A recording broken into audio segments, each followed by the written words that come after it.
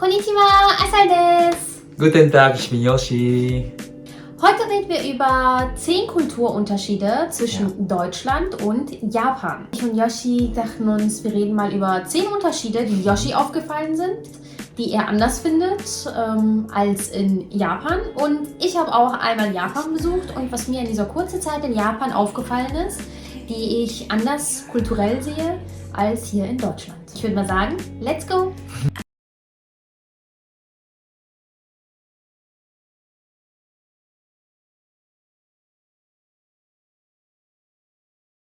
So, erstes Thema ist, ich habe bemerkt, ja, in Deutschland, alles ist größer als in Japan. Alle Sachen. Zum Beispiel Auto, Straßen, Bäume auch so sehr, sehr groß. Also Rhein auch, Fluss, ne? Der Fluss ist größer? Ja, Stimmt. einfach so groß. Okay. Ja. Gemüse oder so auch alles groß. Und einfach Menschen. Menschen sind alle groß. Vielleicht deswegen alles groß gemacht. Alles größer. Oder? Ja, ich muss auch sagen, als ich in Japan war, habe ich auch sehr oft gedacht, oh, das ist alles sehr süß und sehr klein gemacht. Obwohl in Japan leben mehr Menschen als in Deutschland. Es sind ja, also über 100 Millionen sind in Japan, die leben. Über 100, ich glaube 120 sogar. In Deutschland sind wir so ungefähr bei 80 Millionen. Ja. Über 80 Millionen, aber Japan hat mehr Menschen. Und ich glaube, Japan ist sogar von der Fläche her auch größer als in Deutschland. Ja, eigentlich Deutschland ist größer. Ah, Deutschland ist größer? Ja, eigentlich. Okay. Aber weiß ich nicht, es ist halt alles sehr, sehr süß. Es ist halt alles sehr kompakt und sehr süß und ja, das stimmt, das habe ich auch gemerkt. Ich habe letztes Winter erstmal nach Japan zurückgeflogen. Dann ich habe mir gedacht, oh, Japan war so klein. Ja, das stimmt. Ich hatte vergessen. So. Ja, das ist mir auch aufgefallen. Ja, stimmt. Ja. Das Zweite, was mir aufgefallen ist, ist, dass man in Japan mehr auf die Höflichkeit achtet. Also, ne? Höflichkeit? Mehr auf die Höflichkeit achtet, ja. Ja, Also, kann sein. ja, ich finde... Unbekannte Leute, ne? Gegen die Unbekannte. Gegen Unbekannte, also generell auch. Also die achten mehr auf die Höflichkeit. Natürlich ist es auch kulturell bedingt. Aber ich finde, da ist man viel mehr darauf bedacht, wie man in der Öffentlichkeit natürlich auch zu fremden Leuten, wie Yoshi sagt, dass man sehr höflich ist. Also man bedankt sich immer oder entschuldigt sich immer. Das fand ich voll krass in Japan. Man entschuldigt sich die ganze Zeit. Ja, nur eigentlich. Ich war nur so, Yoshi, warum hat sie sich entschuldigt oder warum hat er sich entschuldigt? Diese ganze Zeit hörst du nur Domo, Domo. Und für mich war Domo nur Entschuldigung, aber Yoshi hat mir dann erklärt, man sagt sehr oft Domo. Einfach so. Ja, vielleicht deswegen finde ich so, Deutsche sind mehr selbstbewusster. Selbstbewusster. Aber Japaner hatten so nicht, also alle anpassend an. Ja, also ich glaube, du meinst, also, wenn man in Japan lebt, muss man halt immer viel mehr darauf achten, Gesicht zu bewahren und wie man sich verhält. In Deutschland kannst du viel direkter sein. Also wenn du ein Problem hast, kannst du auch direkt sagen, das mag ich nicht. Oder das möchte ich nicht machen. So, und ich glaube, in Japan ist das ein bisschen durch die Blume, sagt man ja in Deutsch, ne? Ja. Kann man durch die Blume reden. So habe ich das auch gemerkt. Also, ja. Das stimmt, das ist so der große Unterschied. Man fühlt sich aber wohl. Also ich habe mich nicht schlecht gefühlt. Ich finde in Deutschland... ja, du bist eher so, ne? Ja. Japan so ein bisschen... Ich finde es schön. Ja. Ja. Also zum Beispiel Yoshi ist auch sehr direkt, finde ich. Dafür, dass er Japaner ist er auch sehr direkt. Also er sagt mir so auch Sachen sehr direkt und ich bin so... Oh, Yoshi, wie kannst du nur so direkt sein? Ja. Aber nicht so oft, oder? Du bist eigentlich immer direkt. Ah, okay. Also du sagst eigentlich immer direkt, nein, ich möchte das nicht machen. Ja. Nein, das ist scheiße. Nein. Aber wir leben in Köln. Und in Köln, es kommt auch darauf an, wo man in Deutschland lebt. Und die Kölner zum Beispiel sind sehr nett. Also du gehst halt raus und die sind nett, die lächeln dich auch mal an oder die sagen Hallo, einfach so. Aber sehr oft, wenn ich rausgehe, habe ich so das Gefühl, bisschen netter können die Menschen hier auch sein. Aber in Japan hatte ich das Gefühl gar nicht. Also egal wo ich war, alle waren nett. So, klar, ich weiß, dass es nicht immer so gemeint ist. Klar, bestimmt ist es auch einfach so. Die sind einfach nur so nett, weil sie nett sein müssen. Oder ja, aber vielleicht oberflächlich. Oberflächlich, nur. genau. Ja. Das ist das Problem manchmal. Ja, das ist auch das Problem. Ja, kann ich mir vorstellen. Ja. Dann drittens ist Essen. Essen ist schon einfach anders, ne? Das Essen, Ja. Ja. Ich finde, japanische Essen ist viel besser, Ja. muss man sagen. Sorry. Ja. Ja, muss ich auch sagen. Also ich finde, ich mag deutsches Essen auch sehr. Es gibt sehr viele leckere Sachen, finde ich, auch in Deutschland. Zum Beispiel Schnitzel. Schnitzel, Sauerbraten, Spätzle, halt sowas. Also deutsche Küche besteht nicht nur aus Würstchen und Bier. Es gibt auch viele andere Sachen, die Ja. sehr lecker sind. Vielleicht kennen wir das Aber, nicht. ja, Sauerbraten zum Beispiel hast du noch nie gegessen, ne? Echt? Weiß ich nicht. Hast du noch nicht. Okay. Zum Beispiel richtiger Sauerbraten wird mit Pferdefleisch gemacht.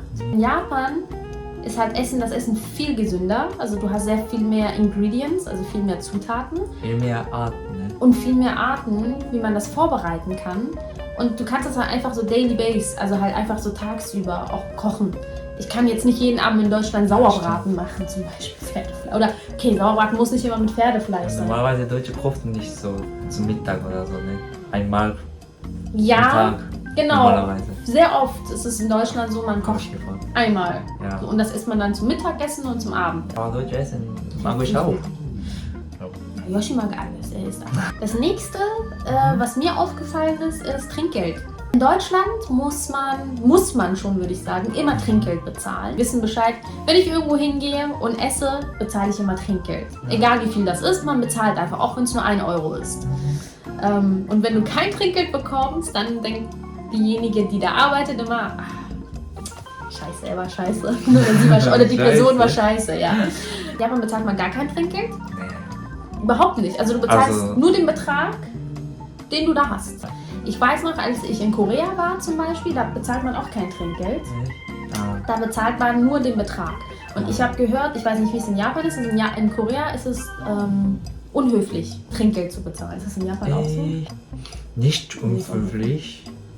Aber bist du bestimmt so Aber erstaunt, wenn wir das Ja. Geld geben. Ne? Hä, also wieso? zum Beispiel, wenn am Ende die Arbeiter rechnen, Kasse, und dann vielleicht, was ist das so? So wird Sind die das. erstaunt, also Ja. überrascht. Thema ist Kundenservice. Genau. Und Einfach schneller, ne? Japanische Arbeiter. ja. Und höflicher. Ja. Es ist halt, es dauert in Deutschland halt einfach sehr lange. Genau, zum Beispiel Yoshis Visum, das hat auch jetzt sehr lange gedauert. Also wir haben, glaube ich, jetzt, nachdem wir geheiratet haben, haben wir dann ein Visum für Yoshi beantragt.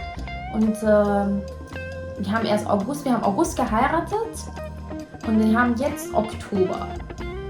Und seitdem hat er immer noch, also er hat immer noch seine Karte nicht. Davor schon 2-3 Monate hin und her geschrieben mit dem Ausländeramt. Ja. Und jetzt, das hat fast ein halbes Jahr gedauert. Also So ist das. nehmt viel Zeit mit in Deutschland und kümmert euch frühzeitig um eure Dokumente und um alles, was ihr braucht.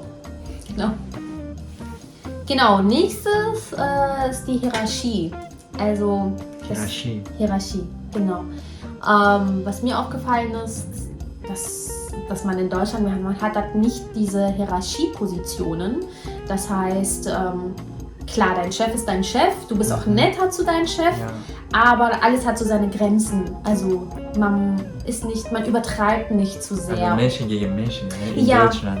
Ja, genau. Also zum Beispiel so Senpai auf Japanisch. So von oben unten so, wie sagt man? So in Diese die Hierarchie. Beziehung. Nicht Ja. so quer, sondern. Ja, genau. Also in Deutschland bist du mehr auf einer Augenhöhe. In Japan ist es halt viel strikter, was sowas Auch angeht. Fußball auch so. Ja, im Fußball auch Ja, so. Trainer ist oben, Trainer ist also stärker, Spieler ist ein bisschen muss vorholen. Ja. Ja, schwer zu Meinung zu sagen. So ist das. Ich meine, in Deutschland ist es auch so. Also wenn ich arbeite, es gibt sowas, aber sehr indirekter. Wenn ich zum Beispiel arbeite und eine neue Mitarbeiterin da ist, dann muss ich sie einarbeiten und sie ist immer noch also ich bin der Senior immer noch so. Und sie ist natürlich netter zu mir, weil ich Senior bin. So. Aber meistens ist es nicht so, dass ich denke, okay, ich kann alles ihr sagen, sie muss alles machen, egal was, nur weil sie halt neu ist, sondern man versucht, wie Yoshi richtig gesagt hat, eben auf Augenhöhe. Ja. So, das denke ich auch. Ja. Das Thema ist Verhalten. Verhalten. Zum Beispiel der Page in der Öffentlichkeit. Okay, verstehe. Ja. Die zeigen einfach Liebe. Aber Japaner nicht so oft. Ja. Einfach Japaner sind nicht so offen.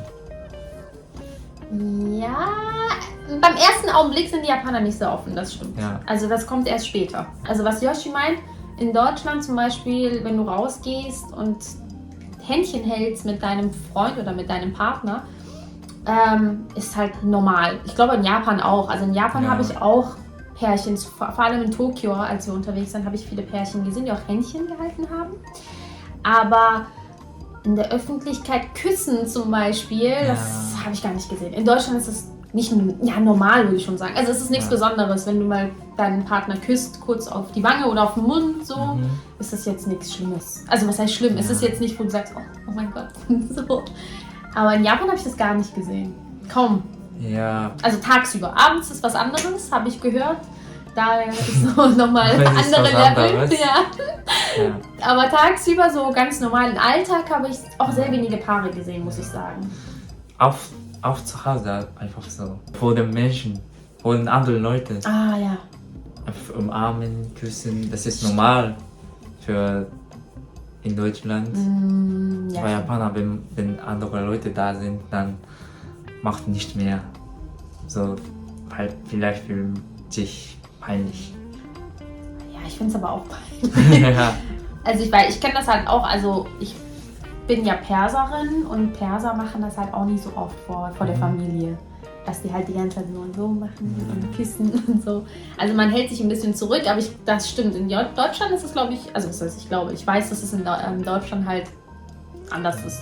Ja. Ja, natürlich jeder ist anders, aber jeder ist unterschiedlich, aber ich finde in Deutschland sehe ich öfter auf jeden Fall. Ja. Weihnachten und Silvester.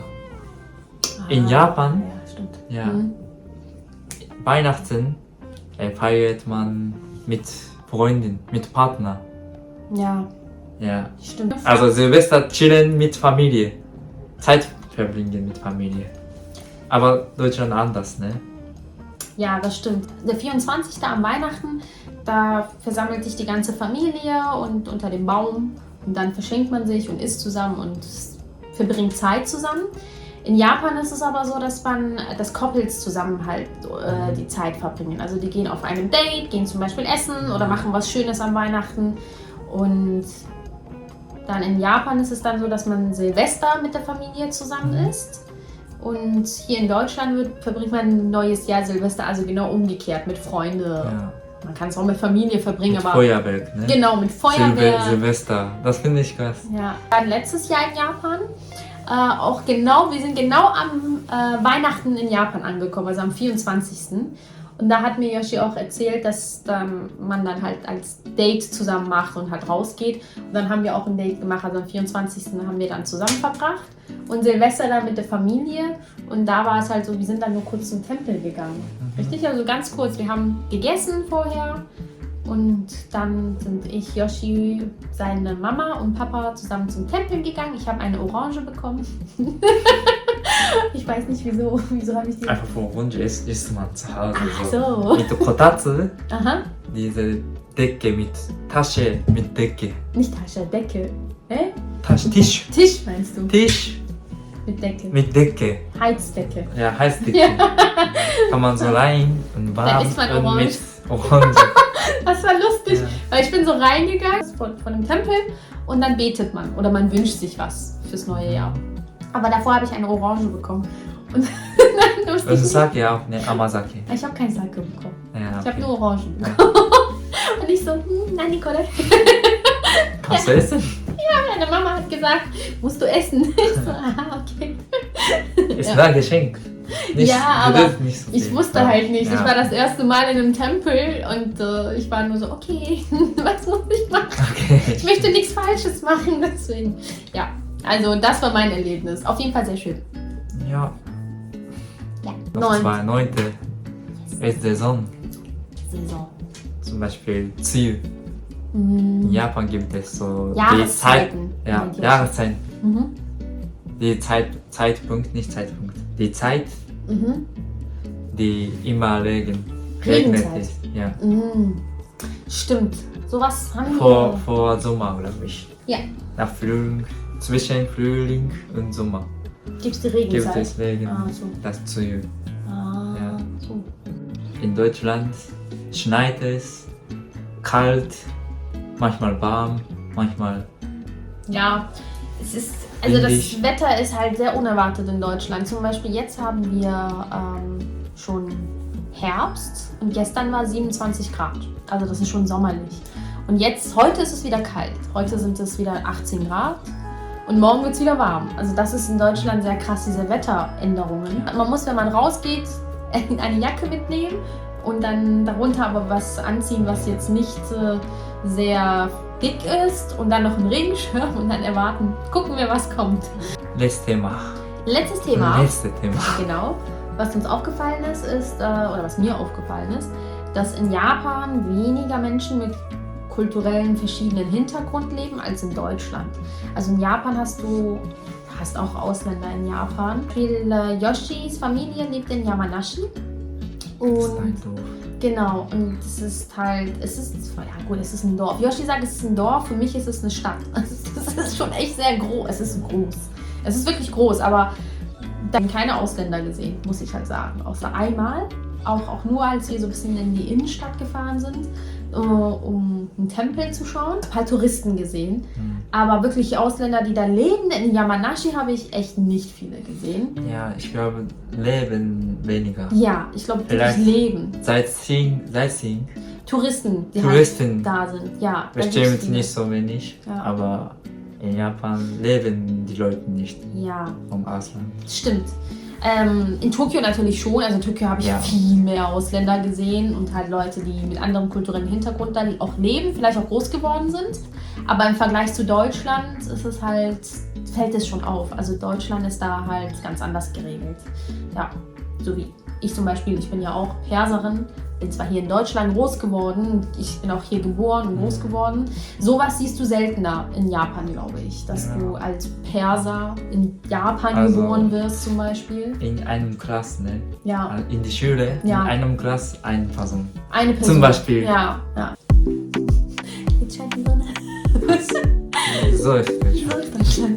Ja, das waren unsere 10 Themen, die uns aufgefallen sind, mir und Yoshi, was so die Unterschiede zwischen Deutschland und Japan sind. Vor allem für Yoshi, weil er lebt ja schon seit 3 Jahren in Deutschland und für mich, die das erste Mal in Japan war letztes Jahr. Wenn ihr mögt, dann könnt ihr gerne einen Kommentar schreiben. Genau. Falls ihr auch so ähnliche Unterschiede seht wie wir oder andere seht, dann kommentiert gerne unten, sagt uns Bescheid, wie ihr das erlebt habt, die Unterschiede zwischen Deutschland und Japan. Und Wir interessieren uns auch sehr. Genau, wir interessieren uns auch sehr dafür, eure Meinung zu wissen. Das heißt, sagt uns gerne, wie ihr darüber denkt. Und ja, falls euch das Video gefallen hat, gebt uns ein Abo, ein Daumen hoch, ein Abo und Daumen hoch. Like. Ein Like. Gebt uns ein Abo und ein Like. Bis zum nächsten Mal. Bis zum nächsten Mal. Bye, bye. Ciao.